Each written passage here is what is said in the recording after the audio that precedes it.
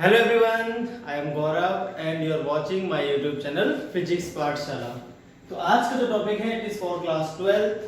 The chapter name is electromagnetic induction और जो topic है आपका वह है numericals on charging and discharging of a capacitor. देखिए भाई, चार्जिंग और आरसी सर्किट पे तो हमने न्यूमेरिकल्स लास्ट वीडियो लेक्चर में कर लिए थे। आरसी सर्किट में क्या था भाई, मैंने time t is equal to 0 और time t is equal to infinite, initial state और steady state. After long time को हम बोलते हैं स्टेडी स्टेट। तो उसमें तो हमने क्वेश्चंस कर लिए थे, न्यूमेरिकल्स कर लिए थे, सारी बातें मैंने आपको समझा दी थी कि जो आपका इंडक्टर है वो किस किस तरह से बिहेव करता है as a time t is equal to 0 और as at a time t is equal to infinite. तो आज हम जो बात करने वाले हैं it is at any instant t। अब आपका जो टाइम होगा वो बीच का होगा, t इज इक्वल टू 0 से t is equal to infinite के बीच कोई आप टाइम लोगे और उस टाइम पर आपको करंट पता करना होगा, यानी हमको करंट पता करना है as a function of time. ठीक है भाई, करंट पता करना है as a function of time. तो चलिए भाई स्टार्ट करते हैं। काफी बढ़िया न्यूमेरिकल्स बनते हैं इसके और ये क्वेश्चंस जो है आपके आईआईटी जेईई और नीट दोनों में पूछे जाते हैं, तो बहुत ध्यान से आपको समझने हैं। मैंने आपको इक्विवेलेंट टाइम कांस्टेंट निकालना सिखाया था लास्ट वीडियो लेक्चर में और मैंने सिखाया था time t is equal to 0 और t is equal to infinite में जो कैपेसिटर है वो किस तरह से बिहेव करता है। तो आज हम इक्विवेलेंट टाइम कांस्टेंट की हेल्प से क्वेश्चंस को सॉल्व करेंगे। शॉर्ट ट्रिक है, आपको ध्यान रखना है। तो देखिए, इंडक्टर के through eight any instant t, ठीक है, during charging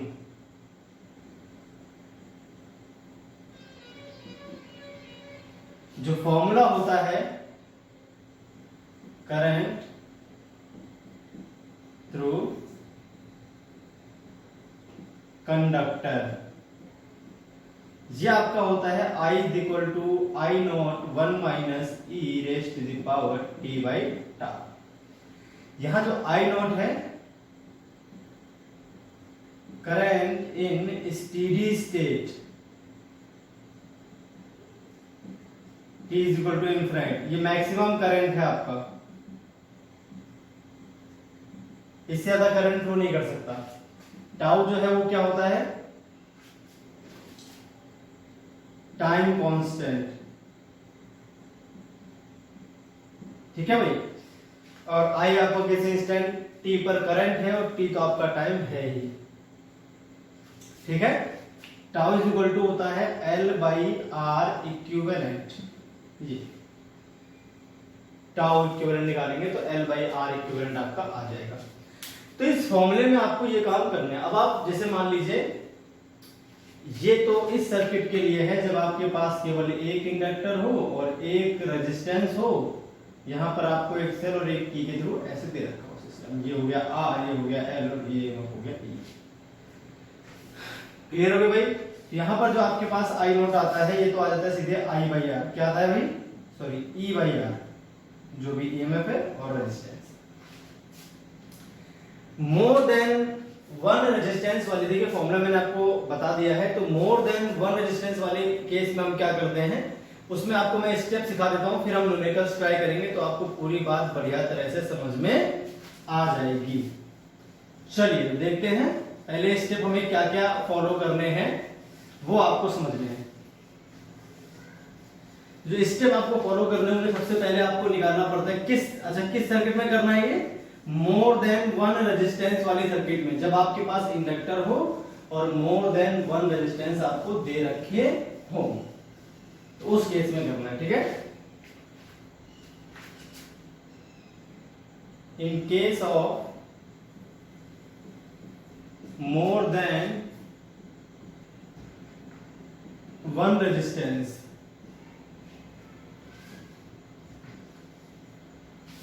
step first, find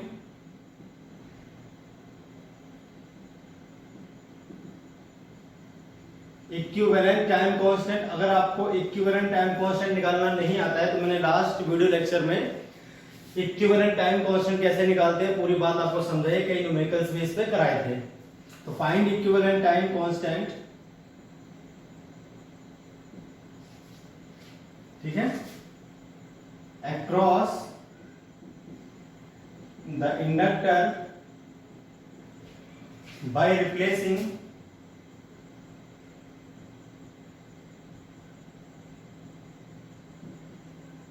cell with connecting wire, या फिर सेल को आपको शॉर्ट सर्किट कर देना है। क्या कर देना है? Short circuit. फिर दूसरा जो स्टेप होगा इसमें find current I not in steady state. ये I नॉट आपको किसमें है? इन स्टेडी स्टेट। किसके थ्रू? थ्रू इंडक्टर, ठीक है ना।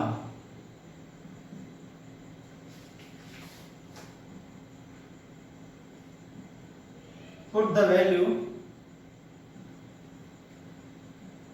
of I naught and tau equivalent in I is equal to I naught 1 minus e raised to the power t by tau equivalent। ये तो आपको ये स्टेप फॉलो करने हैं। पहले आपको इक्विवेलेंट टाइम कांस्टेंट निकालना है, फिर आपको मैक्सिमम करंट निकालना होगा। इंडक्टर के थ्रू मैक्सिमम करंट क्या पॉसिबल है, मतलब t =∞ पे जाके आप मैक्सिमम करंट पता करोगे, वो I नॉट की वैल्यू हो जाएगी। इंडक्टर के थ्रू मैक्सिमम करंट क्या जा रहा है, और टाइम इक्विवेलेंट टाइम कांस्टेंट आप निकाल ही चुके हो और इसमें पुट कर दोगे इस फॉर्मूले में, तो आपका आंसर आ जाएगा इजीली। वरना आपको किरचॉफ लॉ से करना पड़ेगा, लेंथी प्रोसेस हो जाएगा वो थोड़ा, ठीक है भाई। तो अगर आप किरचॉफ लॉ से करना नहीं चाहते हो इस तरह के न्यूमेरिकल्स, जब आपको मोर देन वन रेजिस्टेंस दिया हो आरसी सर्किट में,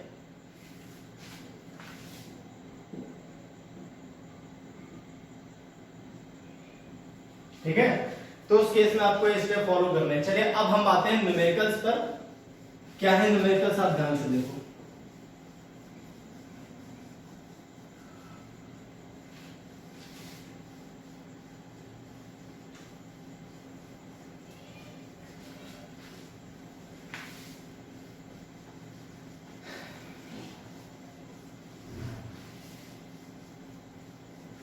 तो न्यूमेरिकल फर्स्ट जो है इसमें आपके पास मोर देन वन रेजिस्टेंस है। आपको क्या पता करना है?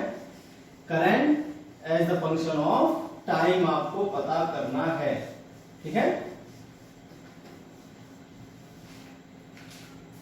चलिए देखते हैं। तो आपके पास जो सर्किट है वो देखिए किस तरह की है। एक तो आपके पास यहां पे एक रेजिस्टेंस दे रखा है आपको R, फिर एक रेजिस्टेंस आपको दे रखा है यहां पर 2R, फिर एक इंडक्टर है जो इसके पैरेलल में कंबाइन है, और आपके पास एक ईएमएफ हो गया, सेल हो गया जिसका ईएमएफ E है, और एक हो गया आपके पास की। इस सर्किट में आपको दो चीजें पता करनी है। चलिए दो चीजें क्या, एक ही चीज पता करनी है आपको finally. Find current through inductor as a function of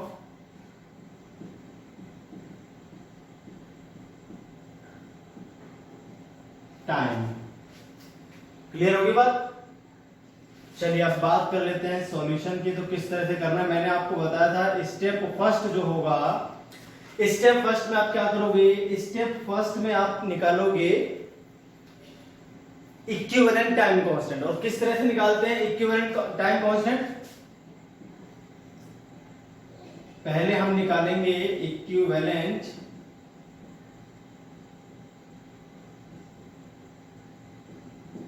time constant. चलिए निकालते हैं, कैसे निकालेंगे इसके लिए हम करते क्या है, मैंने आपको बताया था आपको इंडक्टर के थ्रू निकालना होता है। तो इंडक्टर के हम दो पॉइंट इस तरह से मान लेते हैं, एक ए और एक बी। इंडक्टर को रिप्लेस कर देंगे दो पॉइंट के थ्रू और उन्हीं दोनों पॉइंट्स का हमें आर इक्विवेलेंट पता करना है। और सेल को हम शॉर्ट सर्किट कर देते हैं।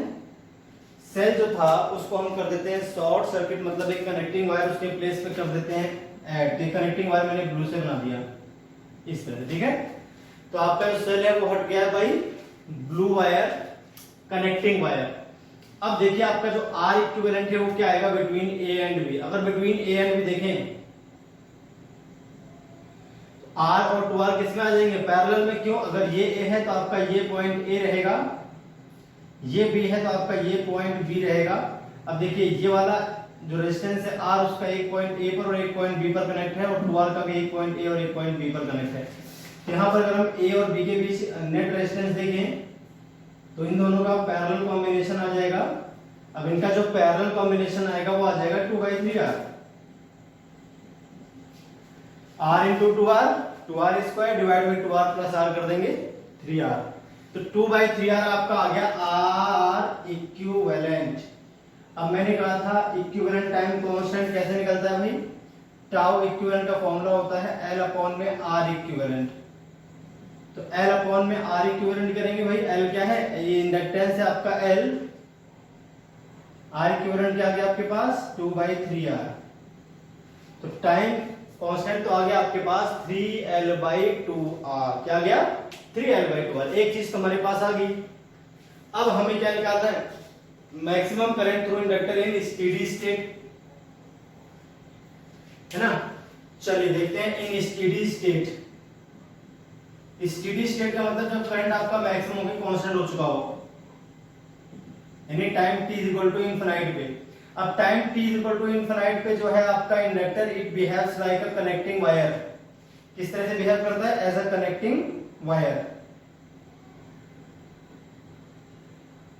जिसका रेजिस्टेंस क्या होगा 0 होगा। तो जो आपके पास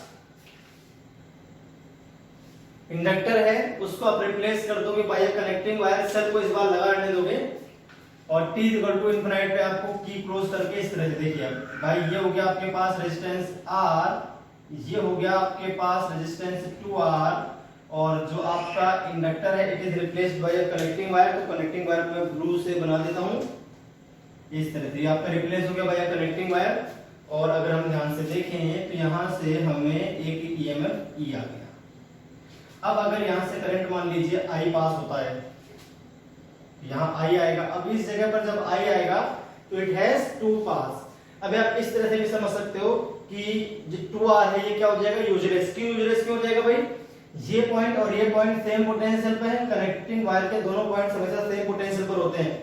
ये पॉइंट और ये पॉइंट भी किस पे आ जाएंगे, सेम पोटेंशियल पर। तो इसमें से करंट पास ही होगा, सारा करंट कहां से जाएगा, इस जगह से, क्योंकि वहां पर रेजिस्टेंस 0 है। किसी पॉइंट पर अगर आपके पास दो पाथ हो करंट के लिए तो हमेशा करंट उस पाथ को चुनता है जो रेजिस्टेंस 0 हो, या फिर जिसमें रेजिस्टेंस कम होगा उसमें ज्यादा करंट जाएगा। तो यहां से सारा ऑलमोस्ट करंट जिसमें किसमें से पास कर जाएगा, कनेक्टिंग वायर में, क्योंकि वहां पर रेजिस्टेंस क्या आपका 0। तो इस वायर में से करंट तो पास हुआ ही नहीं। तो इंडक्टर के थ्रू जो करंट जा रहा है भाई, कनेक्टिंग वायर से रिप्लेस किया था, अब इंडक्टर के थ्रू जो करंट जा रहा है वो क्या है, I तो है। तो अगर हम यहां से I निकालना चाहे तो I इक्वल टू क्या आ जाएगा भाई अपने पास, इसको मान लेते हैं करंट I नॉट होता है ना, ये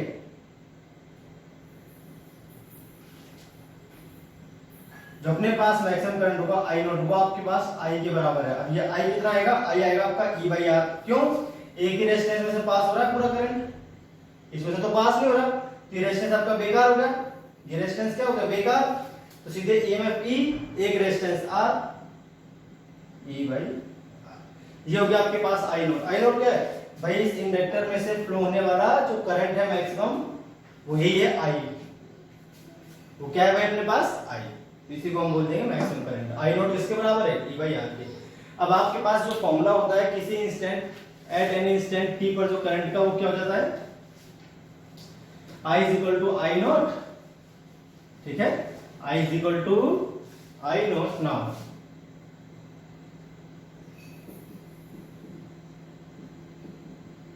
I is equal to I not 1 minus e minus t by tau equivalent. चलिए देखते हैं यहां से आंसर क्या आ जाएगा अपना। आई नॉट की वैल्यू आप क्या आ जाएगी ई बाई आर। आई नॉट की वैल्यू क्या आ जाएगी ई बाई आर। आई नॉट है क्या, स्टेडी स्टेट में जब आप किसी कंडक्टर को कनेक्टिंग सॉरी इंडक्टर जो आपके पास ये एल, तो इंडक्टर को आप रिप्लेस कर दोगे बाय कनेक्टिंग वायर और फिर देखते हो उस इंडक्टर में से मतलब उस कनेक्टिंग वायर में से कितना करंट पास हो रहा है, वही आपका आई नोट होता है। तो इस समय जो आई है वही हमारा आई नोट है। आई नोट हो गया आपका E by are 1 minus minus T, R equivalent है आपके पास 3l by 2r, 3l by 2r, तो 2r आ जाएगा ऊपर आपके पास इस तरह से। ये आपके पास आ जाएगा e by are 1 minus e raise to the power minus 2r by 3l और इनटू t। ये लीजिए, ये हो गया आपके पास फाइनल फॉर्मूला। तो ये करंट है through inductor eight any instant t, किसी इंस्टेंट t पर जो करंट है वही आपके पास यही है। ठीक है। अगर इसी क्वेश्चन में हमसे पूछेगा बताओ इस सेल से जो करंट निकल रहा है एट एनी टाइम t वो कितना है, समझे बात।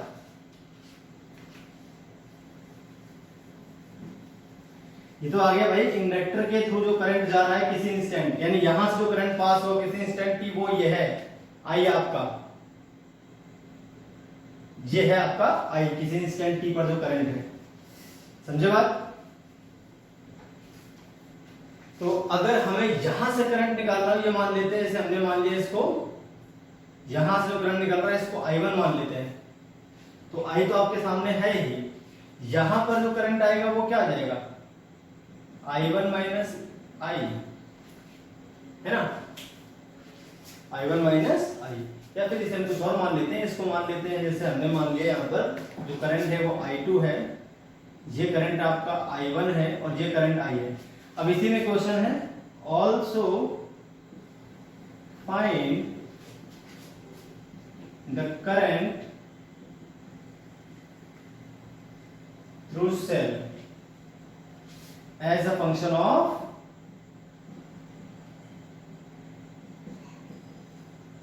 टाइम।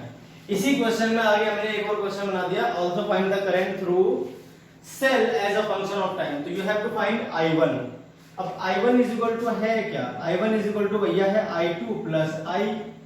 अब ये क्वेश्चन नंबर हमने कर ली, जो भी है आपकी फर्स्ट बन गई। अब आपको पता करना है I2, तो अगर आपको I2 पता करना है तो I2 के लिए आपको पता करना पड़ेगा इसके अक्रॉस कितना पोटेंशियल लग रहा है। तो मान लीजिए आपके पास एक पॉइंट है यहाँ पर A और एक पॉइंट है आपके पास B, ठीक है। तो VA माइनस VB क्या आएगा भाई, देखिए ये जो इंडक्टर है ये भी तो इसी के अक्रॉस है। अब इंडक्टर में जो EMF जनरेट होता है वो होता है आपका L di ओवर dt,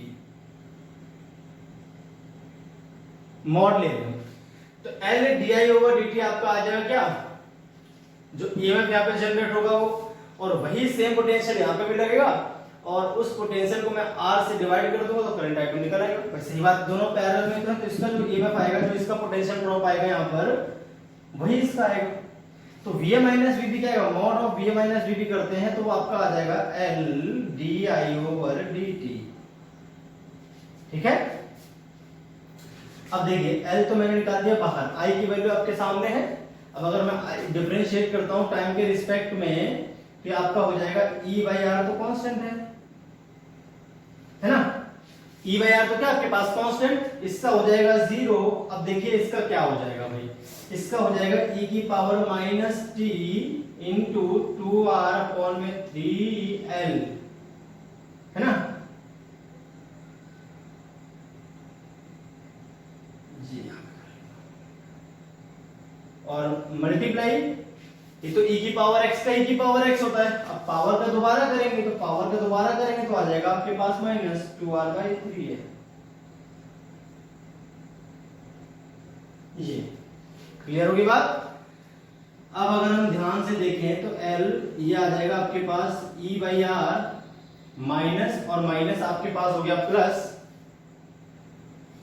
ये माइनस और ये माइनस मल्टीप्लाई करूंगा तो प्लस हो जाएगा, है ना, और ये सीधे मल्टीप्लाई में ही है तो ये तो जीरो ही था, तो ये प्लस हो जाएगा। अब सीधे सीधे आएगा आपके पास e raise to the power 2r/3l minus into t, और ये आ जाएगा मल्टीप्लाइड बाई 2r/3l। ये l से ये l आपका कैंसिल हो जाएगा, r से ये r भी आपके पास कैंसिल हो जाएगा, ठीक है भाई। अब आपके पास आंसर क्या आ जाएगा देखते हैं। तो आपके पास जो आ जाएगा va माइनस वीबी, उसकी वैल्यू क्या आ जाएगी, va माइनस वीबी आपके पास आ जाएगा, देखिए एक मिनट रुकिए,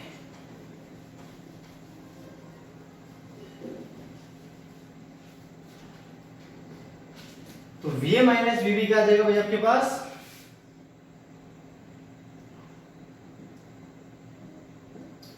मॉड ऑफ va माइनस वीबी आ गया, r से r भी कैंसिल कर देते हैं इस तरह से, तो ये आ गया 2/3 इंटू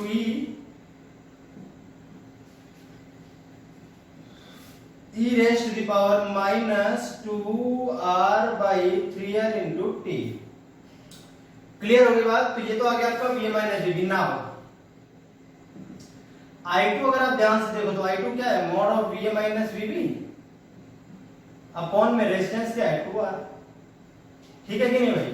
तो कितना आ जाएगा, ये आपका आ जाएगा 2/3 into e raise to the power minus 2r/3l into T, ये सारा e की पावर में है, ठीक है, और डिवाइड में आ गया आपके पास 2r, तो 2 से 2 तो हो गया कैंसिल, 2 से 2 क्या हो गया भाई आपके पास कैंसिल। अब उसके अकॉर्डिंग देख लेते हैं अपना आंसर क्या आने वाला है। एक क्वेश्चन मैंने आपको पूरा बता दिया है, इस तरह से करना है आपको, ठीक है भाई। तो नेट जो करंट आ रहा है थ्रू बैटरी वो I1 था, I1 is equal to I2, तो I2 की वैल्यू पुट कर लेते हैं, E/3R e raise to the power minus 2r/3l into t, फिर प्लस कर दोगे आप, यहां पर आपके पास है E/R 1 minus e raise to the power minus 2r/3l into t, इस तरह से, ठीक है। अगर हम चाहें तो हम इन दोनों में से E/R को कॉमन ले सकते हैं, तो उस केस में जो अंदर बच जाएगा, एक तो ये 1 बचेगा सीधे सीधे, ये आपका बचेगा प्लस 1/3, चलिए पहले ये लिख देता हूं 1/3, इसके बाद 1 को बाद में लिख लेंगे ना। पहले ये देखिए कितना बचेगा 1/3 e raise to the power minus 2r/3l into T,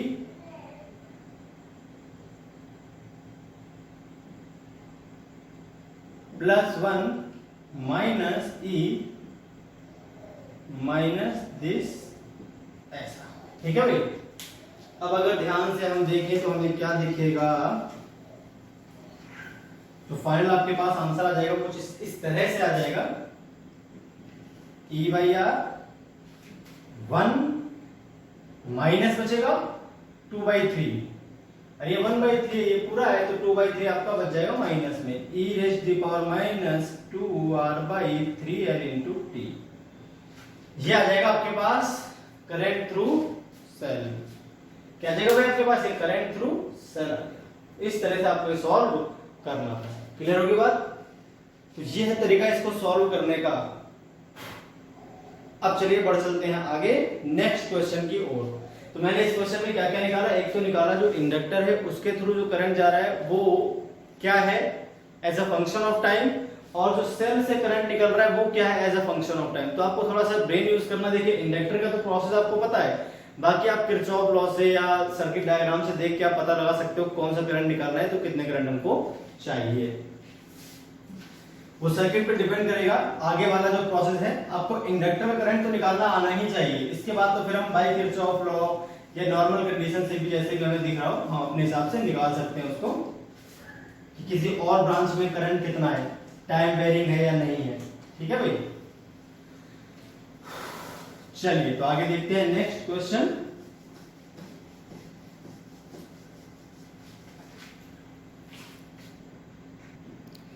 चलिए तो बात कर लेते हैं नेक्स्ट क्वेश्चन की। तो नेक्स्ट क्वेश्चन में क्या है आपके पास, यहां पर एक रेजिस्टेंस गिवन है R। क्लियर होगी बात? इसके बाद यहां पर आपके पास एक सेल हो गया, एक की हो गई, एक रेजिस्टेंस गिवन है और एक रेजिस्टेंस गिवन है यहां पर आपके पास एक कॉइल भी गिवन है।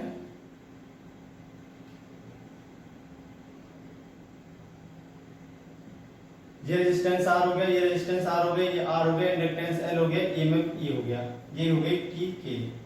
ठीक है,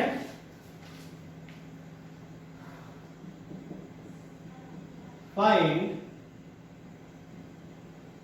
current through inductor as a function of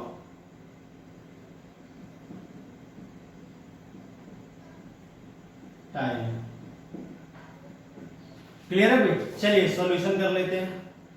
जैसे कि आपको पता है सबसे पहले हमें क्या निकालना होता है, time constant. Equivalent time constant देखते हैं क्या आएगा इसका, है ना। इक्विवेलेंट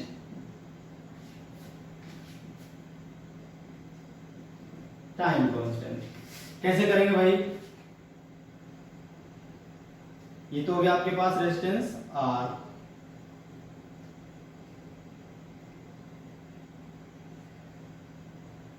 हमें क्या करना होता है, हमें करना होता है कि इंडक्टर को रिप्लेस कर सकते हैं बाय 2 पॉइंट्स, क्योंकि ये क्रॉस निकालना होता है। ए और बी आप 2 पॉइंट मान लो जहां पर इंडक्टर था, सेल को रिप्लेस कर देंगे बाय ए कनेक्टिंग वायर, और जो बाकी सर्किट है उसको एज इट इज हम बना देंगे। अब आप अगर ध्यान से देखो तो ये वाला पॉइंट और ये वाला पॉइंट, ये और ये पॉइंट सेम पोटेंशियल पर है। अब अगर आप ध्यान से देखोगे तो अगर मैंने इसको A माना है तो ये A आ जाएगा, तो ये भी A आ जाएगा। तो ये रेजिस्टेंस तो क्या हो गया भैया, यूजलेस, किसी काम का नहीं रहा। क्यों? सेम पॉइंट पे जुड़ा हुआ है, उसके दोनों जो एंड्स है वो सेम पॉइंट, सेम पोटेंशियल पर कनेक्टेड, वहां से करंट फ्लो नहीं होगा।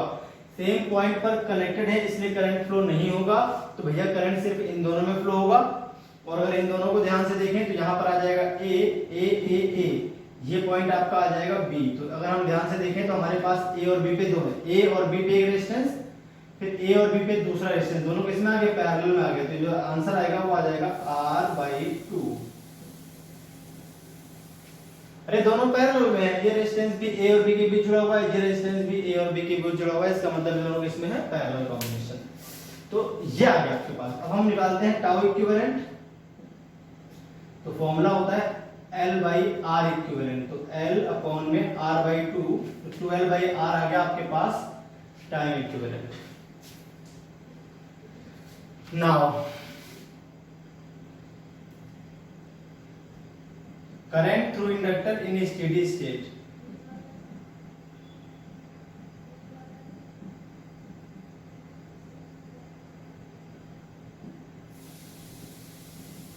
Current through inductor in steady state में क्या करना है भैया, अब हमें इंडक्टर को रिप्लेस करना है by a connecting wire. In this case at t equal to infinite, तो जो आपके पास कॉइल होती है या इंडक्टर होता है, it is replaced by a connecting wire. चलिए सर्किट ड्रॉ करते हैं।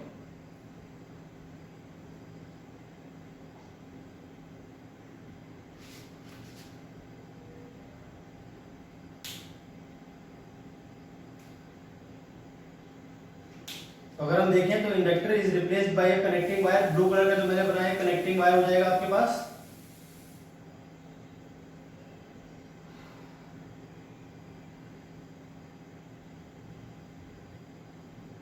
Are R R EMF E। Clear होगी बात? अब आपको निकालना है कि यहां से जो करंट, यानी इस ब्लू वाले वायर से जो करंट फ्लो रहा है वो क्या, उसी को आई नोट बोलेंगे हम। ठीक है, चलिए तो हमें क्या करते हैं भाई, यहां से करंट हमने मान लिया कि आई फ्लो हो रहा है। कितना फ्लो हो रहा है भाई, आई। अब जब यहां पर करंट आता है तो उसके पास है अपने पास 3 रास्ते, 1 2 और 3। इस रास्ते पे तो पास जो करंट है आपका पास ही नहीं होगा। क्यों नहीं पास होगा भाई, चलिए मान लेते हैं सारा करंट यहां से पास होगा। भाई उसके पास क्या है, चॉइस है। जो करंट है आपका वो यहां से पास होगा, ठीक है, और इस रास्ते पे जाएगा। इन दोनों में से इसमें से पास होगा। अगर इसमें से और इसमें से देखा जाए तो करंट कहां से पास होगा भाई? करंट आपका पास होगा इस वाले, सॉरी जो ब्लू वायर है उसमें से, है ना। यहां से करंट जाएगा इसी पास से, होता हुआ यहां से यहां पर वापस चला आएगा। क्लियर होगी बात? चलिए देखते हैं क्या होगा इसमें आगे। अब इस फिगर में ये वाला जो रेजिस्टेंस है यूजलेस है। क्यों? अगर हम इस पॉइंट को देखें और इस पॉइंट को देखें, सेम पोटेंशियल पर है। अगर इस रेजिस्टेंस को देखें तो इसका एक पॉजिटिव गुजरा हुआ है, एक नेगेटिव, यहां से करंट फ्लो करेगा। ज्यादा कंफ्यूज होने की जरूरत नहीं है। इस वाले वायर में से करंट फ्लो नहीं करेगा, इसमें से करेगा। क्यों? इस वाले रेजिस्टेंस को देखें तो यहां पर पोटेंशियल ड्रॉप आ रहा है। क्यों? ये आपका प्लस पॉइंट है, ये नेगेटिव पॉइंट है, तो यहां से करंट फ्लो करेगा। इस वाले रेजिस्टेंस से करंट क्यों नहीं फ्लो कर रहा है? ये वाला पॉइंट और ये वाला पॉइंट सेम पोटेंशियल पर आ गए, तो ये रेजिस्टेंस आपका यूजलेस है, इसको हटा देंगे दिमाग से, ठीक है। अब जो करंट है आई, यहां से मान लीजिए करंट आपका जा रहा है आई नॉट। क्या जा रहा है भाई? आई नॉट। यहां से क्या जाएगा? आई माइनस आई नॉट। क्लियर हो गई बात? अब अगर ये आई नॉट है तो यहां से आएगा इस जगह से, इसके बाद यहां पर आ जाएगा। ये करंट हो गया आपके पास आई नॉट, तो फिर यहां चला जाएगा। अब नाम रख लेते हैं जरा, इसका नाम रखते हैं तो आपके पास सर्किट बन जाएगी। कैपिटल ए पॉइंट का नाम रख लिया मैंने, है ना, तो ये भी आपका ए ही रहेगा। ये बी मान लेते हैं तो ये बी रहेगा, ये भी आपके पास बी ही रहेगा, है ना। क्या नाम अलग अलग कर लेते हैं क्योंकि एक साथ नाम रखने में फायदा नहीं है। ये तो ए हो गया, तो कोई दिक्कत नहीं। बी, सी, डी और ई, क्योंकि मैं किरचॉफ लॉ लगा देंगे। तो अगर हम देखें तो हमारे पास एक सर्किट है ए बी सी ए, दिख रही है close loop A B C है, इसमें हम लगा देंगे किरचॉफ लॉ।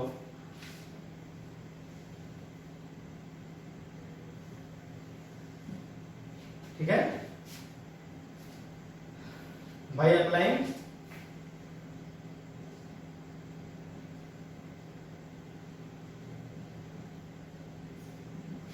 किसमें? इन ए बी सी ए बी सी ए आपके पास एक क्लोज लूप है, उसमें आपको अप्लाई कर देना है किरचॉफ लॉ। देखिए एक चलना शुरू करते हैं, यहां तक अभी कोई ड्रॉप नहीं है। इसके बाद भाई करंट ऐसे फ्लो हो रहा है तो प्लस आई नोट आर लिख दो। आप इसको साइन कन्वेंशन की टेंशन मत लो, बुक में उल्टे दे रखे होते हैं, यहाँ पर माइनस यहाँ पर प्लस देता है, उसको पोटेंशियल ड्रॉप बोलते हैं। साइन आपकी यहाँ पर भी सेम आ जाए, घबराने की जरूरत नहीं है। ये हायर पोटेंशियल पर है, ये लोअर पोटेंशियल पे, बी माइनस बी करूंगा प्लस आई नोट आ जाएगा। यहां से तक कोई दिक्कत नहीं, इसके बाद माइनस ई हो जाएगा, ठीक है। इज इक्वल टू क्या आ जाएगा भैया? 0। यहां से अगर हम देखें आई नोट, तो आई नोट आ जाएगा अपने पास ई बाई आर। आई नोट क्या आ जाएगा अपने पास? ई बाई आर। तो ई बाई आर आ गया आपके पास आई नोट जो है। यहां से गए, यहां आए और फिर वापस चले गए, इज इक्वल टू 0 हो जाएगा, क्योंकि उसी पॉइंट पर वापस पहुंच गए। तो वी ए पहले वी ए माइनस ये V A minus V B किया, फिर V C minus V A किया, वापस वी ए माइनस वी हो जाएगा। आई नोट निकल आया, टाइम कांस्टेंट था, टाउ इक्विवेलेंट वो भी आपने पता कर लिया।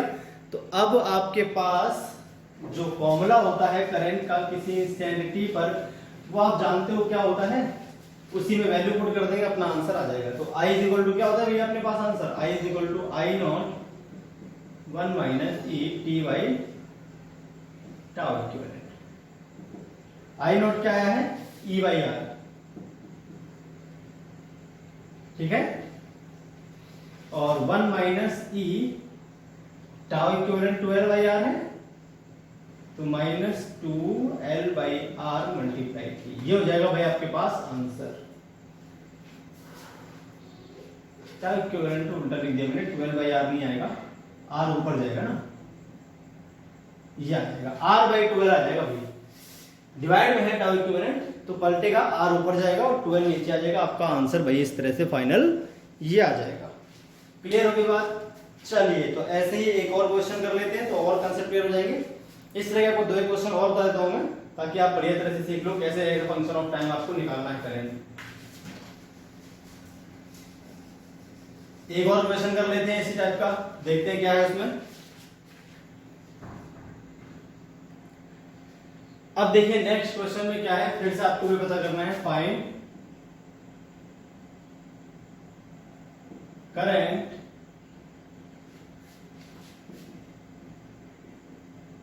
Through inductor as a function of time.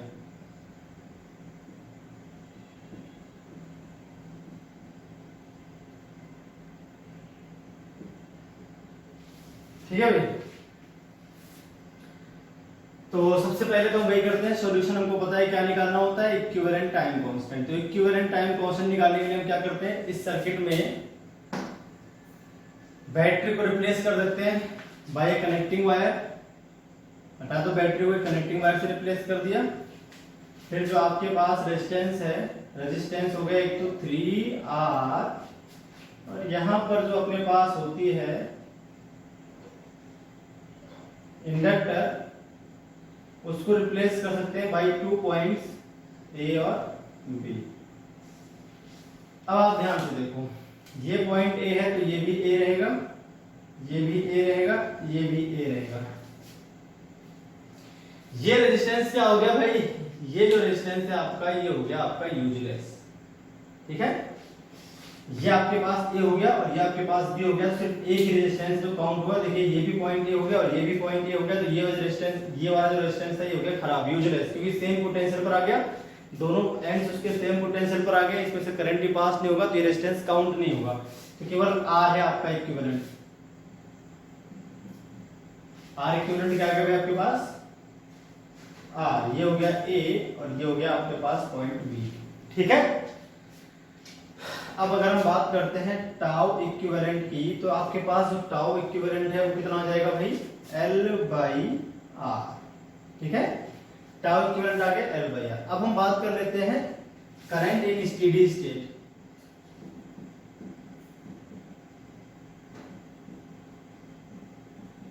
Through inductor at t = infinite पर। तो हम जानते हैं t = इनफिनिट पर हमको सेल तो लगाना होता है, दोनों अलग अलग बातें थी। पहले हम टाइम कांस्टेंट निकालते हैं, उसका निकालने का प्रोसेस अलग है, और आई नोट को निकालने का प्रोसेस अलग है। इसमें तो हम क्या करते हैं, बैटरी को तो लगा रहने देंगे, लेकिन जो अपने पास इंडक्टर होता है इसको हम रिप्लेस कर सकते हैं बाय कनेक्टिंग वायर, इस तरह से।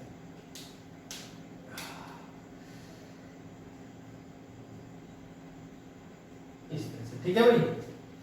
अब ये पैरेलल कॉम्बिनेशन है, यहाँ पर जो E है, यहाँ पर जो करंट है उसको मान लेते हैं I नॉट। भाई यही तो इंडक्टर है, इसी करंट निकालना है, बाकी तो मतलब नहीं अपने को। और ये करंट हम मान लेते हैं I, तो ये वाला जो करंट आएगा वो आ जाएगा आपका I1 मान लेते हैं। चलिए, ये I1, ये I नॉट, ये I। अब हम जानते हैं अगर दो करंट, अब करंट निकालना है I नॉट, तो हम जानते हैं अगर ये दोनों पैरेलल में, ये और ये पैरेलल में है, तो इसका पोटेंशियल ड्रॉप भी E आएगा और इसका पोटेंशियल ड्रॉप भी क्या आएगा, E आएगा। तो अगर हम ध्यान से देखें तो जो I नॉट करंट आएगा वो I नॉट क्या जाएगा, देखिए इसका पोटेंशियल भी E है और इसका पोटेंशियल भी E है। तो अगर यहां से यहां तक का जो पोटेंशियल डिफरेंस है, उस इस पॉइंट को A मान लीजिए, इस पॉइंट को B मान लीजिए, तो I नॉट आ जाएगा आपका VA माइनस VB और डिवाइडेड बाय R। और VA माइनस VB देखें तो ये पॉइंट A है, ये पॉइंट A है, तो ये पॉइंट A है, ये पॉइंट है, सीधे E के बराबर आएगा। तो भैया आ गया E/R, ये लीजिए I। अब जो करंट आएगा, जो करंट आपका आ जाएगा वो क्या आ जाएगा, आप ध्यान से देखिए।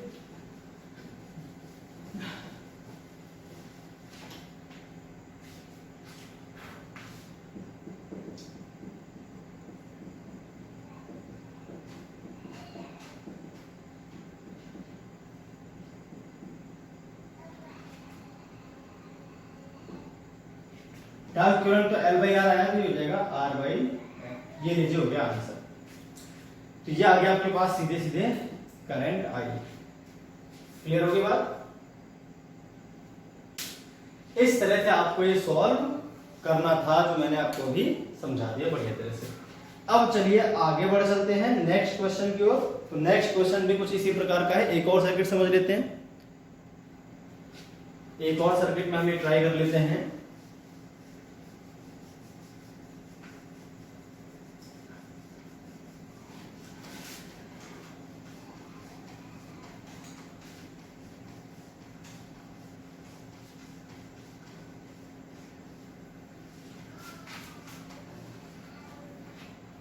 ठीक है। नेक्स्ट क्वेश्चन जो है आपका वो इस प्रकार से है, ये एक रेजिस्टेंस R हो गया, एक रेजिस्टेंस यहां हो गया R, एक रेजिस्टेंस ये हो गया आपके पास R, और एक इंडक्टर है आपके पास यहां पर।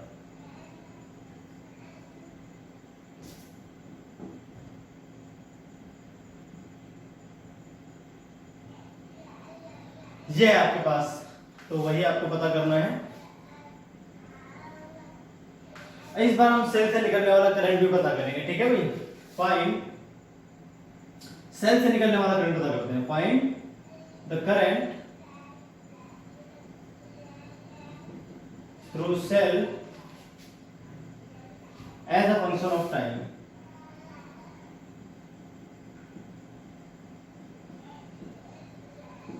ठीक है, चलिए बात कर लेते हैं सॉल्यूशन की। तो पहले हम पता करेंगे थ्रू इंडक्टर। देखिए यहां से करंट मैंने मान लिया I, तो ये हो गया आपके पास I, यहां मान लेते हैं अपना करंट I2 है, और यहां मान लेते हैं करंट आपका I1 है। तो एक बात तो क्लियर है कि जो I इज इक्वल टू है वो क्या आ जाएगा भाई, I1 प्लस I2।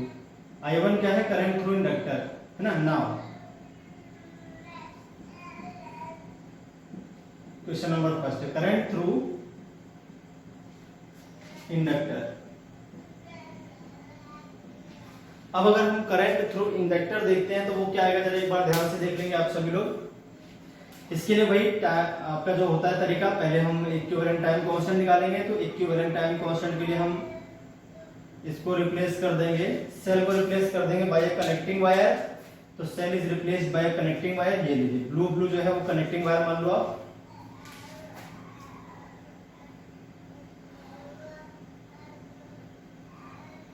ये शॉर्ट सर्किट करना भी उसी को बोलते हैं। फिर जो इंडक्टर है उसके जो दोनों पॉइंट्स हैं, उन्हीं दोनों पॉइंट्स के बीच आपको निकालना है। तो एक को A मान लो, एक को B मान लो। ये R हो गया, ये R हो गया, और ये R हो गया। ये दोनों आगे पैरेलल में। भाई अगर ये पॉइंट B है तो यहाँ भी आएगा B, यहाँ भी आ जाएगा B, तो यहाँ भी आ जाएगा B। इसको मान लेते हैं C। तो C और B पे ये कनेक्ट है, C और B पर ये वाला भी कनेक्ट है, दोनों इसमें आगे किसमें, पैरेलल में। ये पॉइंट है आपके पास C,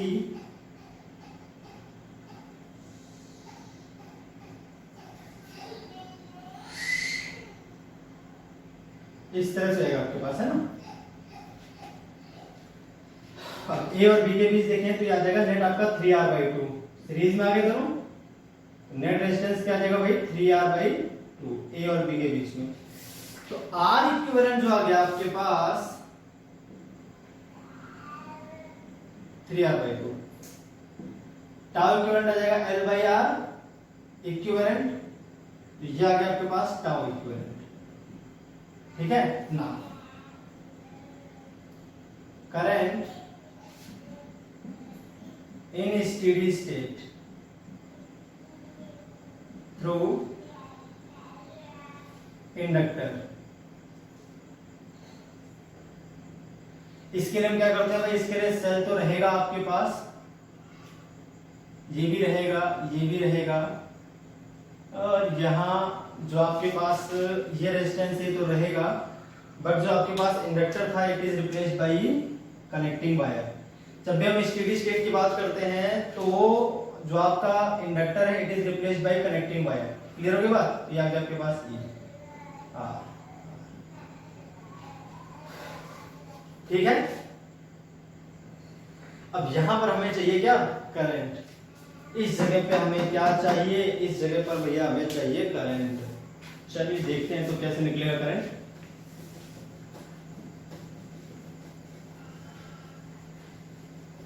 I = I1 + I2 वो हमें पता है। ये जो करंट है इसको मैंने मान लिया I0, यही I0 हमें निकालना है।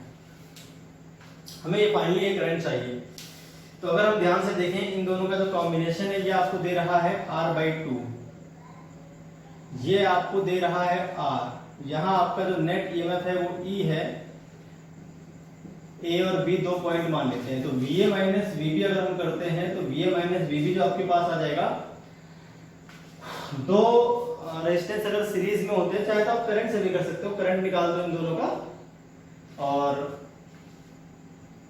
सीधे मल्टीप्लाई कर दो r बाई 2 से, तो करंट हो गया I और मल्टीप्लाई r बाई 2। अब करंट क्या आएगा, E अपॉन में इन दोनों कॉम्बिनेशन 3r बाई 2 मल्टीप्लाई हो गया r बाई 2, ये आपके पास आ गया E बाई 3।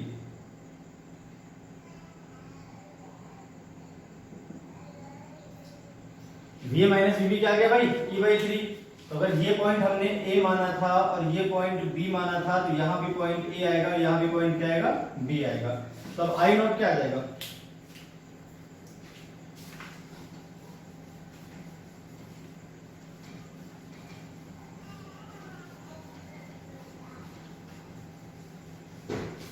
अगर आप ध्यान से देखो I नॉट, तो I नॉट क्या आ जाएगा, I naught is equal to आ जाएगा आपका VA माइनस VB और अपॉन में R, रेजिस्टेंस तो R ही है यहाँ पे, ये आ गया आपके पास E बाई 3R। अब हम जानते हैं now current through inductor at time t, ये एट टाइम t पर है, ठीक है, ये जो अभी सिस्टम है। तो करंट थ्रू इंडक्टर क्या है, I1 ही तो है, I1 माना हुआ है ना, तो I1 इज इक्वल टू क्या आ जाएगा, I naught 1 minus E minus t by tau. I naught क्या आ जाएगा भाई, I नॉट आ जाएगा E by 3R 1 minus E minus t by tau. तो ये रहा tau equivalent 3R by 2L into t, और ये आ गया माइनस में, तो ये आ गया भैया आपके पास I1 तो मालूम चल गया। अब हमें निकालना पड़ेगा I2, जब तक I2 नहीं निकलेगा तब हमारा I भी नहीं निकलेगा। चलिए तो अब हम प्रोसेस शुरू करते हैं किसको निकालने का, अब हम प्रोसेस शुरू कर लेते हैं निकालने का I2 को। अब ऐसा करो जैसा भी हमने माना था, यहाँ पर एक पॉइंट A, तो यहाँ पर भी पॉइंट A हो जाएगा, ये पॉइंट हो गया आपके पास B, तो ये पॉइंट हो गया आपके पास B। ना एट टाइम t अगर हम निकालते हैं B, देखिए ये तो आपका जो VA माइनस VB है, ये at t equal to infinite पे है, ये अलग है, ये अलग है। अब एट टाइम t निकाल रहे, at time t VA minus VB करूंगा, एक तो आ जाएगा I1 भाई, देखिए इधर से यहां से लेकर यहां तक, तो I1 इंटू R,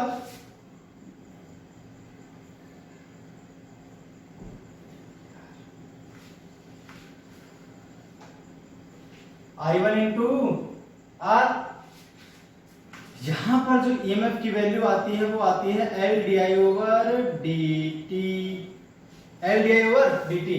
करंट इधर से आ रहा है तो ये अपोज करता है, तो हमेशा पॉजिटिव इधर है, करंट तो इंक्रीज करेगा समय के साथ, क्योंकि बैटरी से करंट जो आएगा वो धीरे धीरे बढ़ेगा। यहाँ पर आएगा प्लस, नीचे आएगा माइनस, यहाँ जो ये इंडक्टर है इसका अपोज करता है, ये उल्टा आता है, ये जो इसकी पोटेंशियल आती है ऐसे आ जाएगा, इस तरह से माइनस प्लस ऊपर माइनस नीचे, ताकि करंट ऊपर की तरफ फ्लो करना, यानी इसको रोके अपने अंदर जाने से, ठीक है। इंडक्टर का काम क्या है, करंट को बढ़ने से रोकना। यहां से यहां तक का जो आपके पास ईएमएफ ये रहा, देखिए यहां से यहां तक ईएमएफ चाहिए, तो एक तो आ गया रेजिस्टेंस R में कितना ईएमएफ है, I1 इंटू R, बाकी बचा इंडक्टर में, तो इंडक्टर में जो है वो ये लिखा हुआ है आपके पास प्लस मॉड ऑफ L दिया है वो। चलिए देखते हैं, I1 आपके पास है ना, वैल्यू पुट कर लेंगे बाद में। यहां पर भी di1 बाई dt करना पड़ेगा, करंट तो I1 ही आ रहा है ना, ये जो करंट है वही तो चेंज होगा, तो di1 ओवर dt करना है अपने को यहाँ पे। चलिए देखते हैं, तो L आ जाएगा बाहर, अब I1 आपके पास था ये रहा, तो I1 को अगर हम सॉल्व करेंगे तो E बाई 3R माइनस, इसको डिफरेंशिएट करूंगा, जो आएगा मैं डायरेक्ट लिख रहा हूं, तो प्लस आ जाएगा 3R बाई 12 और e raise to power minus 3R by 12 into t. अरे डिफरेंशिएट कर दिया भाई, घबराने की जरूरत नहीं है। e की पावर x का e की पावर x, और जो t का मल्टीपल है उसको आगे लिख दिया डायरेक्ट मैंने। 3R से 3R कैंसिल हो गया, L से L कैंसिल हो गया भाई, बहुत अच्छी बात है साहब। I1 की वैल्यू पुट कर दें क्या, तो I1 की वैल्यू कहां है, I1 की वैल्यू ये रही e बाई 3R इंटू ये R होता है ना, तो e by 3r 1 minus e raise to the power minus 3r by 12 into t into r plus, ये देखते हैं 3r से 3r कैंसिल हो गया, ये तो हटा दो, प्लस था 3r से 3r कैंसिल, l से l कैंसिल, ये आ गया आपके पास सीधे e, 3e और 2 रहा, e बाई 2 और minus 3r by 12 into T, ये आ गया। r से r कैंसिल हो गया, ये वाला इस वाले r से कैंसिल हो गया। तो भाई mod of v minus V क्या गया, i1 भी याद रखेंगे, i1 काम का है अपने, इसको हम इरेज नहीं करेंगे। चलिए देखते हैं आंसर क्या आता है।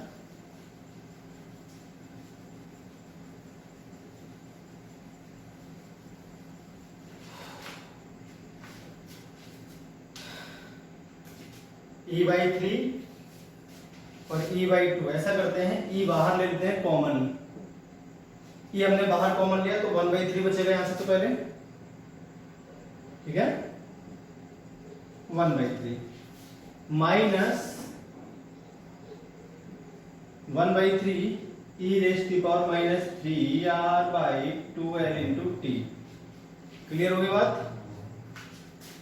और यहां से क्या बचेगा, plus 1 by 2 into minus 3r by 12 into T. यहां से अगर हम e कॉमन लेते हैं तो 1 बाई 3, ये माइनस का है ये प्लस का है, तो आपके पास क्या बच जाएगा भाई, यहां से 3 इधर जाएगा, 2 इधर आएगा, प्लस वाला बच जाएगा, 1 बाई 2 छोटा है, ठीक है, तो ये बचेगा आपके पास plus 1 by 6 e rest to power minus 3l upon 3r by 12 into T. ये बच गया भाई आपके पास, जो va माइनस vb आया है ये, ठीक है, mode of va minus vb आ गया। अब अगर हम करंट i2 की बात करें तो i2 इज इक्वल टू क्या हो जाएगा भाई, va माइनस vb, या आप यहां से भी निकाल सकते सीधे सीधे, कितना आएगा वो निकल जाता है, va माइनस vb और अपॉन में r आ गया, किरचॉफ लॉ से भी कर सकते थे इसको, बात वही आती है। तो va minus vb into r, तो कितना जाएगा भाई, सीधे सीधे e बाई आर, अंदर बचेगा 1 by 3 plus 1 by 6 e rest to the power minus 3 12 multiply. अब दोनों का सम कर लेते हैं, ठीक है भाई, क्योंकि हमारा जो नेट करंट था वो i1 प्लस i2 था, i1 देखिए नीचे लिखा हुआ है, इसीलिए इसको मैंने इरेज नहीं किया। इस इधर करते हैं सॉल्व, इधर जगह बची है, तो हमें क्या चाहिए था, सेल से करंट। अब सेल से करंट देखें तो कितना भैया, I है, तो सेल से करंट है वो I इज इक्वल टू क्या है, i1 प्लस i2। चलिए सॉल्व कर लेते हैं। Now I is equal to आ जाएगा भाई i1 plus i2, i1 plus i2 दोनों को ऐड कर लेते हैं, ये रहे, दोनों में से पहले हम कॉमन ले लेते हैं। चलिए सॉल्व भी कर लेता हूं, e by r plus e by 3 आएगा ना, i1 की वैल्यू लिख लेते हैं e बाई 3r, और ये 1 minus e minus 3r by 12 into t, और एक वो लिखा हुआ है plus e by r 1 by 3 plus 1 by 6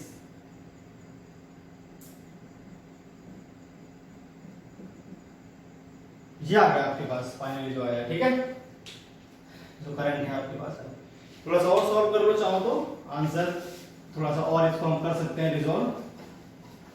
एक ही ई बचाते हैं, दोनों ही में से माइनस प्लस कर लेते हैं, ये दोनों की पावर तो सेम ही है, बस नंबर ऐड करने हैं, तो और सॉल्व कर लेते हैं। भाई यहाँ से कॉमन क्या आ रहा है अपने पास, कॉमन आ रहा है सीधे सीधे ई बाई आर,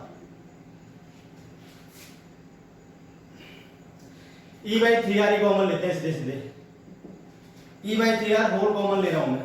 अब ध्यान से देखो, यहां से भी यहां से भी, इस 3 को अगर हम बाहर निकालते हैं तो यहां बचेगा 1 और यहां बचेगा सीधे सीधे 2। क्लियर है, 1 बाई 6 है ना। अब देखिए e बाई 3r कॉमन हो गया, ये 1 minus e rest to the power minus 3r by 12 into T, यहां से देखें तो प्लस 1 बच जाएगा, plus 1/2 e raise to the power minus 3r/12 into T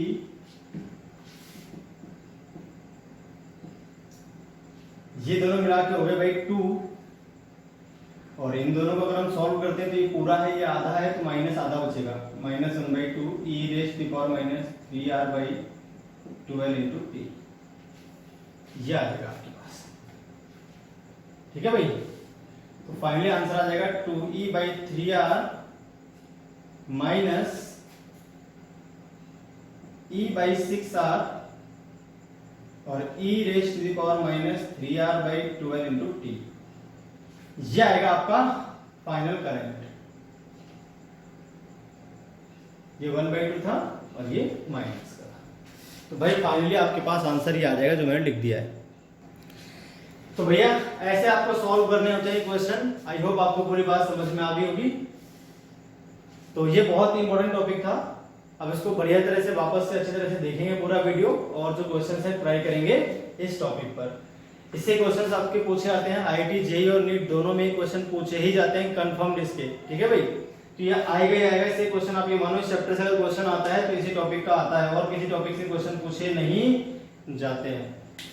तो मोस्ट इंपोर्टेंट टॉपिक था चार्जिंग और डिस्चार्जिंग ऑफ ए इंडक्टर। तो आज के इतने, फिर मिलते हैं नेक्स्ट वीडियो लेक्चर में नेक्स्ट टॉपिक के साथ।